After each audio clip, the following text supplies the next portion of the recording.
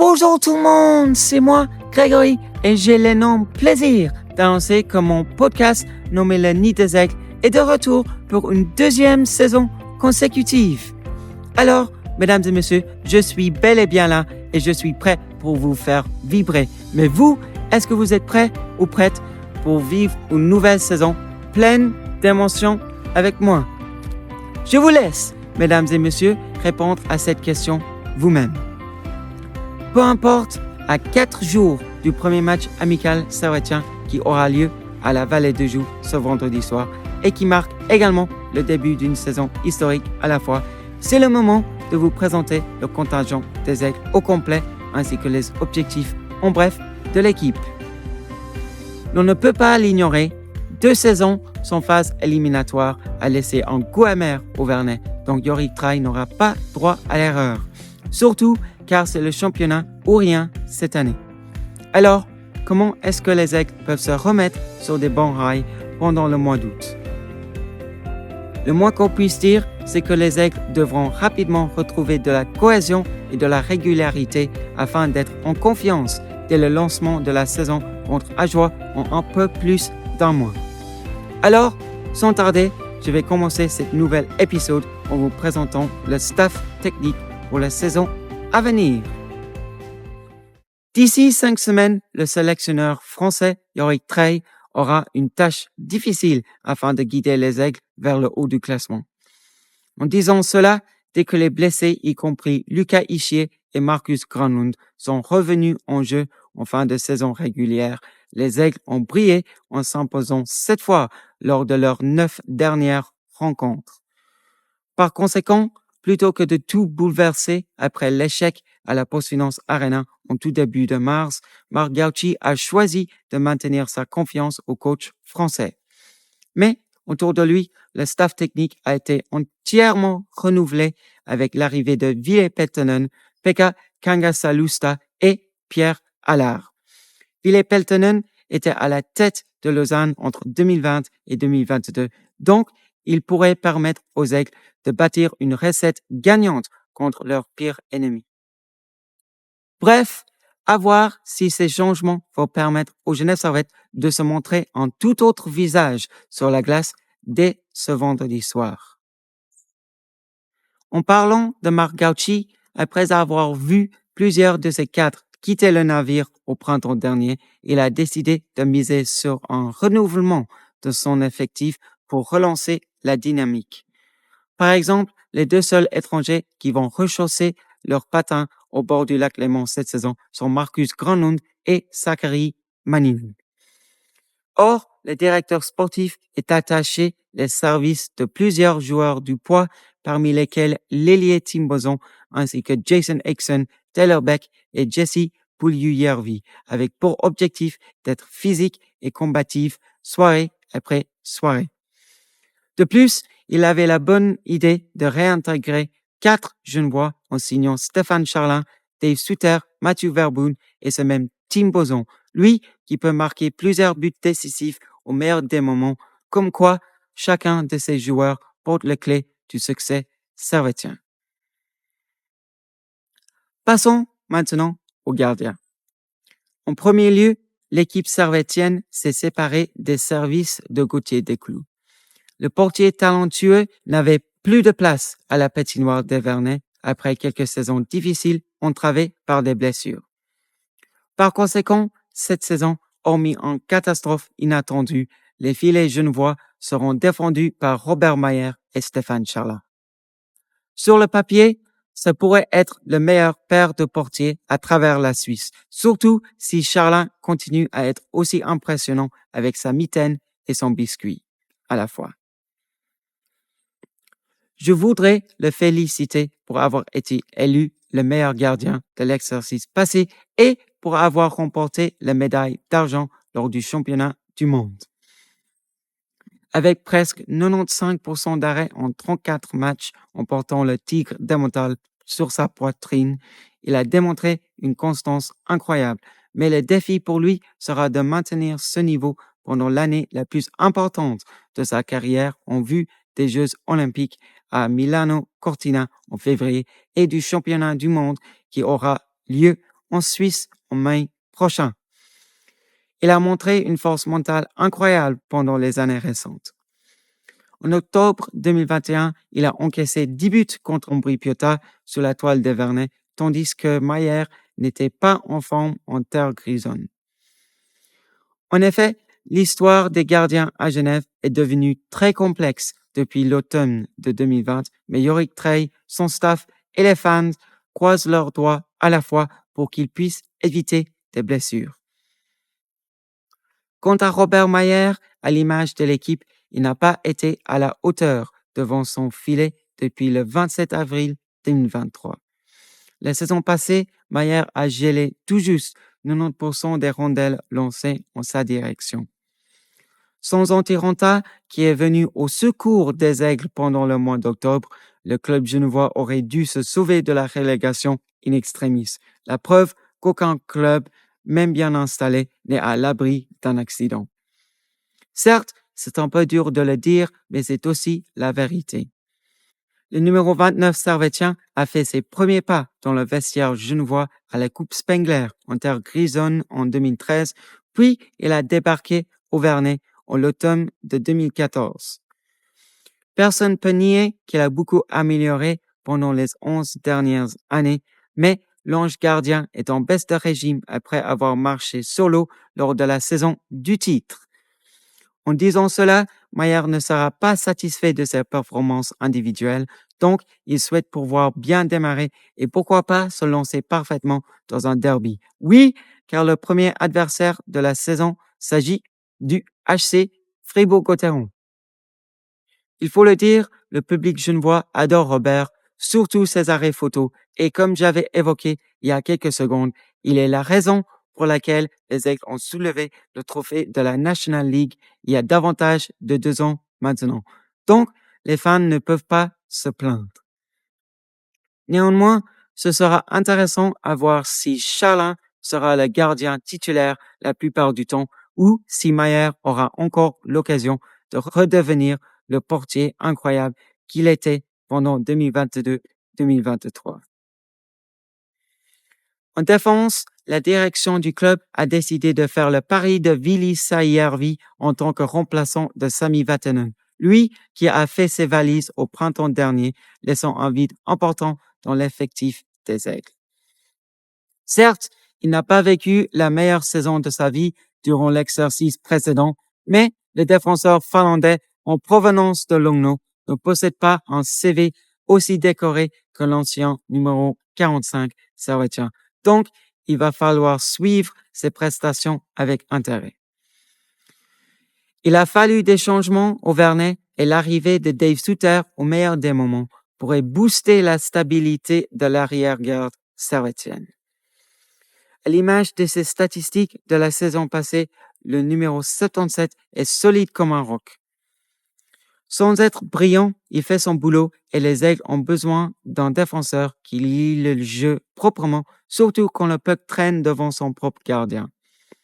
De plus, Suter ne va pas faire de grosses boulettes devant Mayer comme Lindström ou Vatanen l'ont fait à plusieurs reprises, ce qui rendra la vie de ses coéquipiers bien plus facile car ils ne vont plus avoir besoin de rattraper des buts bêtes. Aussi, en défense, malgré la perte de son C, Roger Carrère demeure un pilier crucial et Tim Bernie fera partie des leaders en portant le A, ce qui me paraît une choix logique après avoir remporté la médaille d'argent avec la Suisse il y a quelques mois. Ensuite, Giancarlo Chanton ainsi qu'Eric Schneller vont essayer de progresser à leur propre rythme. Simon Lecoultre sera également de la partie, mais il doit vraiment prouver qu'il est toujours envie de battre pour la ville, car il a vécu sa pire saison de sa carrière durant l'exercice 2024-2025. Nous voulons encourager les Aigles, donc ça sert à rien de le rappeler de son plus-minus, mais il va savoir lui-même qu'il va devoir bien patiner pendant les matchs amicaux à venir afin de regagner la confiance des amateurs servétiens. Bien évidemment, le départ d'Arnaud Jacquemet va laisser un vide dans le vestiaire. L'ancien numéro 17 des Aigles a quasiment tout fait au Vernet. Non seulement a-t-il gagné le respect de la peuple genevoise, mais aussi de ses nombreux rivaux sur la glace. Le public présent à chaque match à n'importe quelle patinoire à travers de la Suisse a ressenti sa passion d'hockey sur glace et pour cela, nous devons être reconnaissants de ses efforts.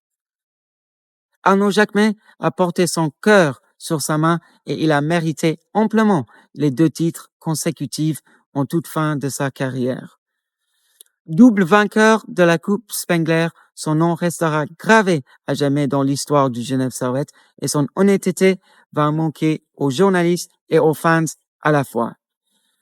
Cependant, car Jacquemet ne voudrait pas se séparer du jeu d'hockey sur glace, il sera toujours au sein de l'organisation Grenin en tant que secrétaire général selon la Tribune de Genève et la magazine nommée Top Hockey.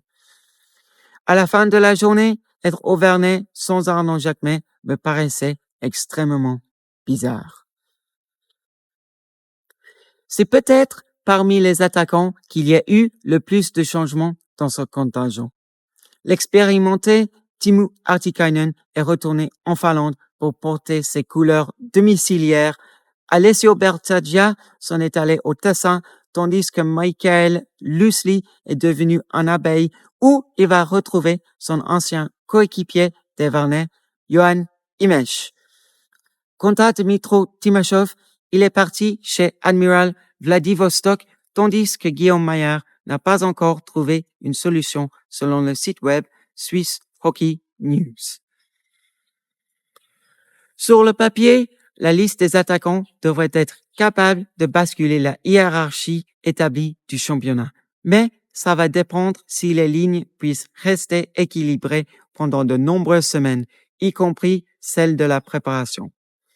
Par exemple, si Lucas Ischier, Marcus Granlund et Tanner Richard restent en bonne santé et peuvent désormais se mettre en bon rythme, les Aigles auront l'occasion de jouer les premiers rôles dès l'entame du championnat. Cependant, si quelques stars sont touchées lors des matchs amicaux, voire pendant les premiers tours, ça risque de devenir compliqué immédiatement pour les pensionnaires des Vins. C'est la raison pour laquelle on dit que cette équipe est merveilleuse sur le papier. Néanmoins, en réalité, il faut poser la question d'1 milliard de dollars. Pendant combien de temps cette équipe restera-t-elle en entière? On verra et on aura la réponse au fur et à mesure que le temps avance. Les dieux d'hockey ont été très méchants à Genève la saison précédente, donc il faut espérer que tout va bien se passer pendant les mois à venir. La meilleure des nouvelles, c'est le retour de l'indispensable capitaine Noah Rod.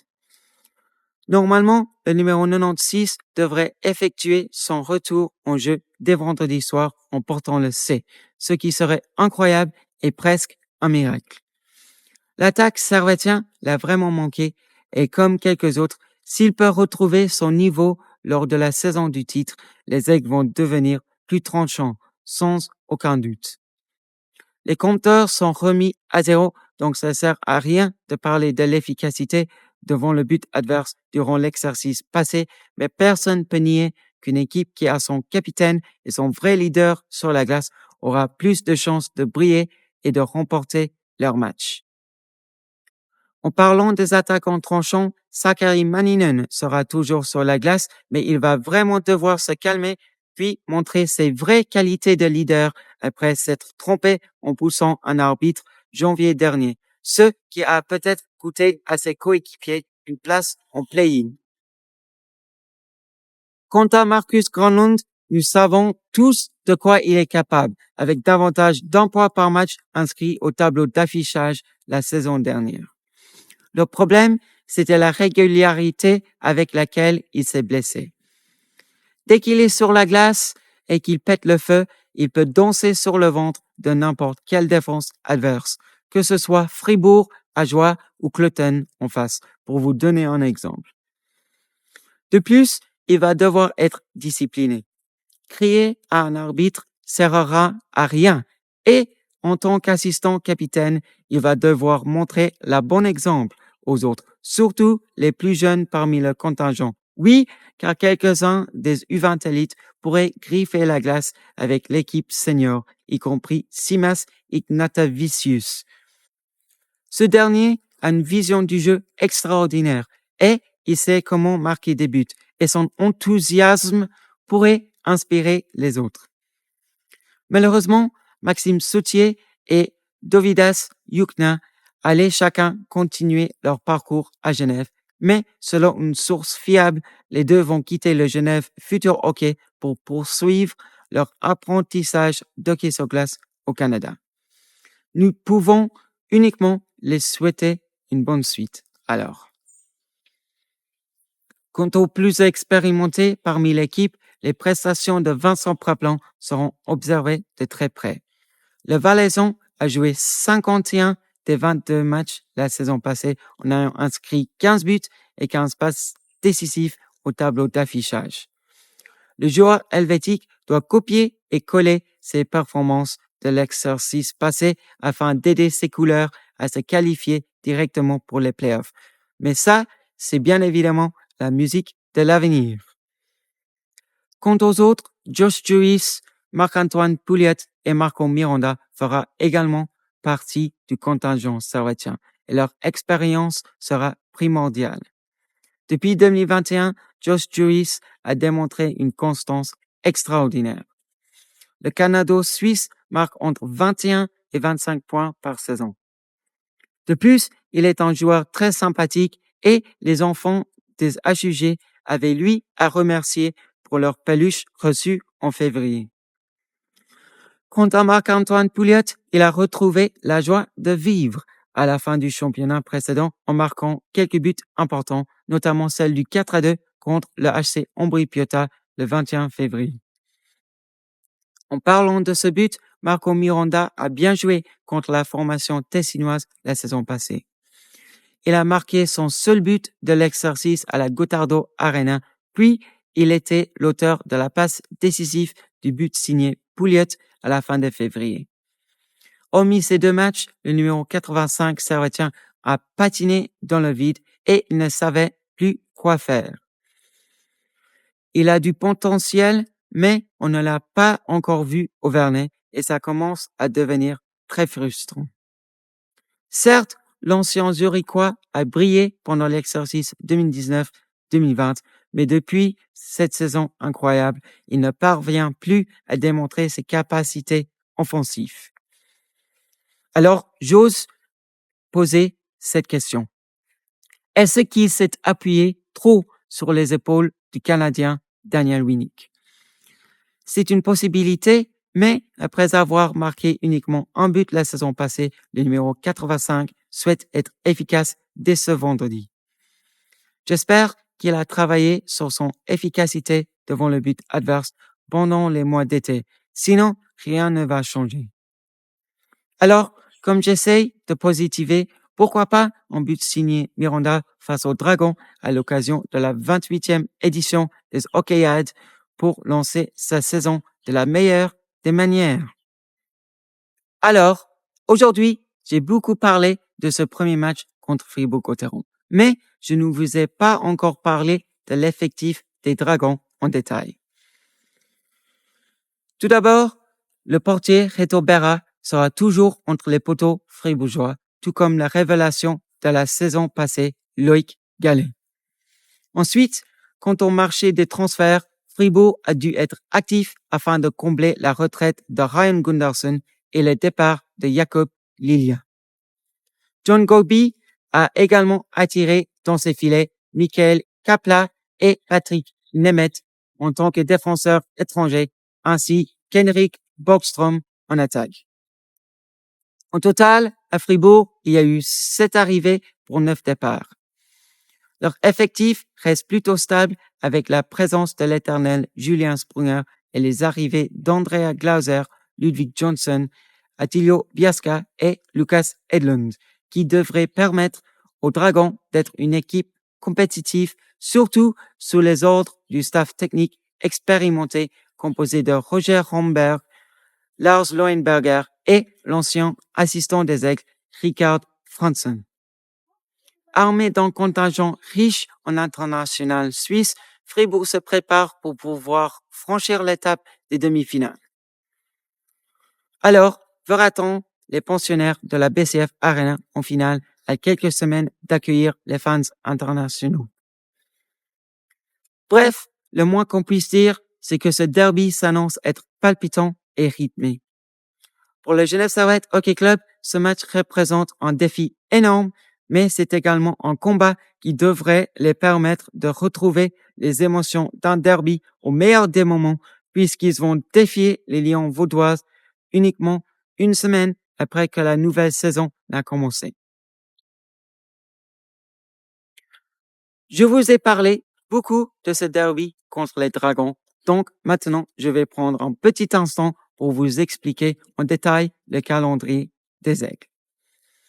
Alors, après avoir bataillé comme des beaux diables contre un de leurs deux ennemis principaux, les hommes de Yorick Trey vont rencontrer le HCBN le vendredi 15 août à 19h30. Ensuite, le lundi 18 août, les Aigles vont retrouver leur adversaire des huitièmes de finale de la Ligue des Champions, soit les Pingouins de Bremerhaven à 20h15. Uniquement 2 jours plus tard, le Genève Servette va défier Grenoble avant qu'ils n'affrontent leur premier adversaire du championnat, soit Ajoie, le 29 août à 18h30. Aucun match pendant le mois d'août aura lieu à la patinoire d'Evernay, mais les Aigles vont pouvoir retrouver leur maison le jeudi 4 septembre à 18h30 lorsqu'ils affrontent les Schwenninger Wild Wings de la Ligue allemande. Pour terminer, n'oubliez pas le lancement de la saison qui aura lieu au Vernet le mardi 9 septembre à 19h45 lorsque le Genève Servette affronte le HC Ajoie. De plus amples informations se trouvent sur le site officiel du GSHC. Je serai de retour d'ici là, mais pour l'instant, j'espère que vous puissiez vous amuser bien et j'espère que tout se passe bien si vous faites le déplacement ce vendredi. À la prochaine fois. Ciao et bye bye. Au revoir.